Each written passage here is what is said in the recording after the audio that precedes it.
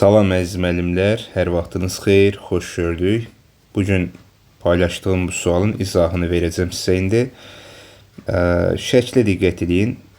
Deyir, kompleks müstəvidə göstərilən ştrixlənmiş hissə aşağıdakılardan hansı ifadə edir ştrixlənmiş hissəni? İlk öncə bu dairənin mərkəzinin koordinatını burada qeyd edirəm. Mərkəzin koordinatı x-i 5-dir, y nədir? -3. Və böyük dairə, 2 dənə dairə var burada. Məlum məsələdir, 2 dənə dairə var. Böyük dairənin, bax bu radiusuna baxsaq, böyük dairənin radiusu, bunu qırmızı ilə qeyd edəcəm. Böyük dairənin radiusu nəyə bərabərdir? 3 vahiddir. Və burada 2 vahid olduğuna görə halqa kiçik dairənin radiusu olacaq 1. Aha, yəni daxildəki dairənin radiusu 1-dir. Və z də məlum məsələdir ki, z nəyə bərabərdir? Z bərabərdir x plus y şəklindədir.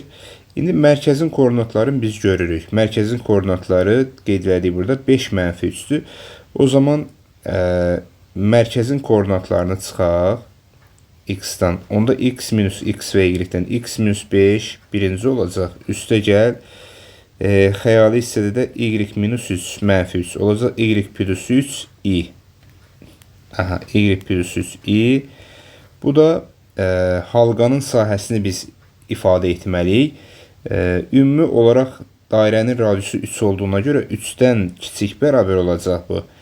Və böyük bərabər olacaq nədən? Böyük bərabər olacaq 1-dən.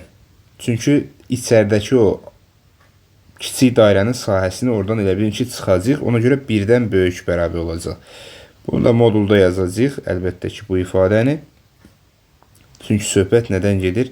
Həmin, yəni, o taralı, belə deyil, o rəngli hissə ki var, o hissənin sahəsindən gedir. İndi bunu davam elətdirək, bunu sadələşdirək biraz. Burada nə alınacaq? 1 kiçik bərabərdir. X minus 5 plus y plus 3i kiçik bərabər 3. 1 kiçik bərabərdir x plus y minus 5 plus 3i kiçik bərabər 3. Bu ifadəyə biz nə demişdik? Bu ifadəyə z demişdik gördüyümüz kimi. O zaman 1 kiçik bərabər olacaq z minus 5 plus 3i, o da kiçik bərabər olacaq 3-dən. Belə variantımız da hansı variantdır? 1 kiçik bərabər z minus 5 plus 3 kiçik bərabər 3. C variantı. Demək, sualımızın düzgün cavabı nə oldu? C variantı. Sağ olun, hələlik.